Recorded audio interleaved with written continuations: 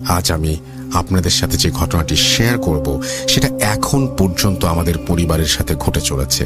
Black magic এটা যে কত বড় ভয়ঙ্কর সেটা সবাই জানেন। আমাদের পরিবারের সদস্য 4 জন, আম্মা, আব্বা, আমি আর আমার বড় বোন। আমাদের 4 জনকে করা হয়েছে অনেক বড় কালো জাদু। আমার আম্মু অনেক আগে থেকেই অসুস্থ বোধ করেন, মাথা ঘোরে, বমি আসে, পেট ব্যথা করে, বিছানা থেকে উঠতে পারেন না। আমরা সাধারণ রোগ ভেবে তেমন কোনো পাত্তা দেইনি, অনেক ডাক্তার দেখিয়েছি, কিছুতেই কিছু হয়নি। এরপর এভাবেই দিন কাটতে লাগলো। কখনো ভাবিনি আমাদের জীবনে এত বড় ঘটনা ঘটতে থাকবে। কিছু বুঝতে পারিনি। এদিকে হঠাৎই আমার আব্বার প্রেশার আর ডায়াবেটিস বেড়ে যেতে থাকে, শরীরের শক্তি কমে যেতে থাকে, আমার নিজেরও বিভিন্ন সমস্যা হতে থাকে। এভাবে অনেক দিন চলে যায়, কিছুতেই কিছু হয় না। ধীরে ধীরে সবাই অনেক বেশি অসুস্থ হয়ে পড়ি। আমার আম্মু অনেক বেশি অসুস্থ হয়ে যায়, ঠিক মতো কিছু করতে পারে না, বিছানায় পড়ে থাকে। মহান আল্লাহ পাকের অশেষ রহমতে আমার নানি একদিন আমাদের বাসায় বেড়াতে আসেন। আমার নানি আবার বেশ শৌখিন। আমাদের বালিশ, কাঁথা আমার নানি নিজেই বানিয়ে দেন, ঠিক করে দেন আগের থেকেই। আমাদের বালিশের বয়স অনেক দিন হয়ে গেছে, পুরাতন হয়ে গেছে, তাই নানি ঠিক করলেন বালিশ থেকে তুলা বের করে নতুন তুলা দিয়ে বালিশ তৈরি করবেন। যথারীতি প্রথমে আমার আম্মুর বালিশটা খুলতে শুরু করলেন, কিন্তু ভাগ্যের কি পরিহাস, সেই বালিশের ভেতর থেকে বের হয় একটা সাদা কাগজে কুচি কুচি আরবিতে লেখা কুফরি কালাম, আর একটা কাগজে 5টা কি 6টা লাল কালি দিয়ে গোল করা ছিকলি। এটা দেখে আমার নানি চিৎকার করে ওঠে। সবাই ওইটা দেখে বিশ্বাস করতে পারে না। আম্মার এই অবস্থার কারণ সবাই বুঝতে পারে। এরপরও আরো ভয়ঙ্কর কিছু অপেক্ষা করছে যে ভাবতে পারিনি। সন্দেহ থাকাতে আস্তে আস্তে আমাদের বাসার সব বালিশই খোলা হয়। বিশ্বাস করেন, প্রত্যেকটা বালিশ থেকে বের হয় কুফরি কালাম। আমরা সবাই হতভম্ব হয়ে যাই। আমরা কখনো কারো ক্ষতি করিনি কোনোদিন, আমরা পরিশ্রম করে খাই, মধ্যবিত্ত পরিবার আমরা। এসব দেখে সবাই ভেঙে পড়ি, কান্নাকাটি করি। আমার আম্মু অজ্ঞান হয়ে যাওয়ার মতো অবস্থা হয়।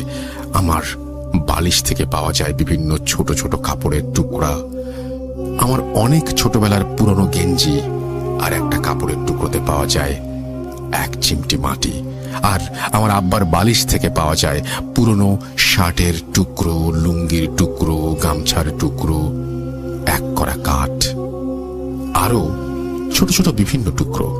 আমার আপুর বালিশ থেকে পাওয়া যায় 3 পিসের কাপড়, পায়জামার কাপড়, বিভিন্ন টুকরা। এসব দেখার পর সবাই হতভম্ব হয়ে যায়। এই অবস্থায় আমার নানি গ্রামে একটা কবিরাজের খোঁজ করেন। আমাদের সবাইকে সেখানে নিয়ে যান। রাত 10টার পর কবিরাজ আসেন। সবকিছু দেখে কবিরাজ অবাক হয়ে যান, ভয় পেয়ে যান। আবার বলেন এগুলো খুব খারাপ ভাবে করা হয়েছে, এর সমাধান করতে সময় লাগবে, পুরোপুরি সমাধান হবেও না, সেটা বলে দেন।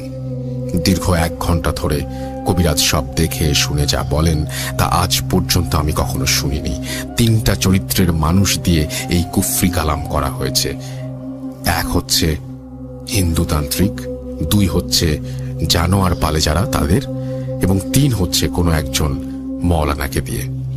আমার আম্মু সব থেকে, আমার আম্মুই এই তার বিচার শিখার, একদম চিরতরে পাগল করে মেরে ফেলার জন্য।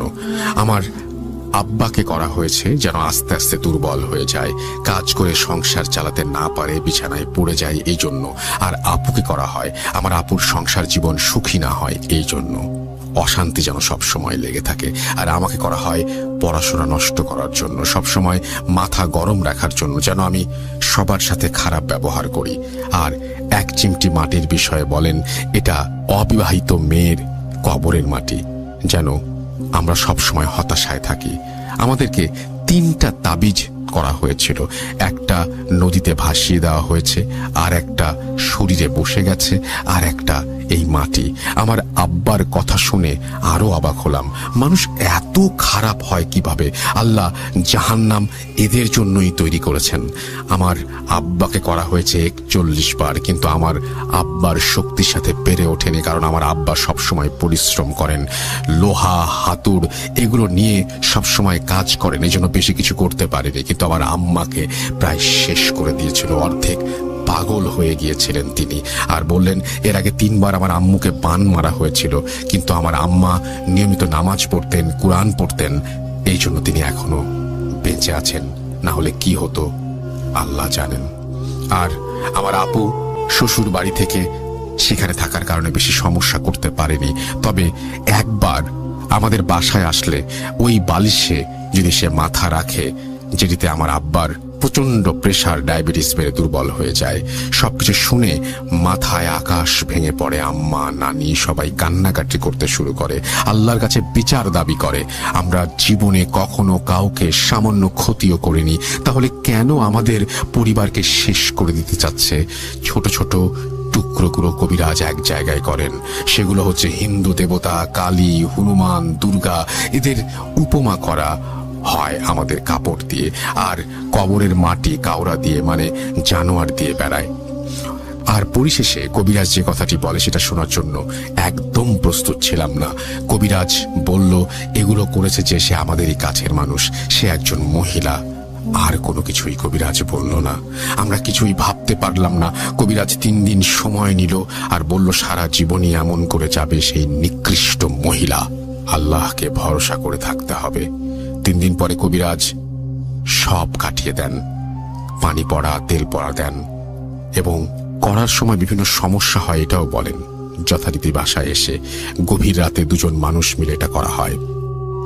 মাটিতে কোপ দেওয়ার পরেই শুরু হয় বাধা, বড় হতে থাকে, আবার বারবার মানা করতে থাকে ওইটা না করার জন্য। কিন্তু কবিরাজের কথা মতো কাঠটা মাটিতে পোতা হয় ধীরে ধীরে, এবং সব আস্তে আস্তে ঠান্ডা হয়ে যায়। আর একটা তাবিজ বিছানায় রাখতে বলেন। সবকিছুই করা হয়, বিভিন্ন ঔষধ দেন, আর আমাদেরকে সতর্ক করে দেন যেন আল্লাহকে বেশি বেশি স্মরণ করতে থাকি। আলহামদুলিল্লাহ, তারপর থেকে এখন আমরা অনেক ভালো আছি, কিন্তু সমস্যাগুলো এখনো চলছে। আব্বা আম্মা দুজনেরই প্রেশার, ডায়াবেটিস, ওষুধ খেলে ভালো থাকে, আগের মতো আর নেই। আর আমারও মাঝে মাঝে সমস্যা হয়। কবিরাজ বলল এগুলো দীর্ঘদিন থাকবে। মহান আল্লাহ পাকের রহমতে আমরা এখনো বেঁচে আছি। আমাদের জীবনের চরম সত্য ঘটনা আর আপনাদের মাঝে শেয়ার করলাম।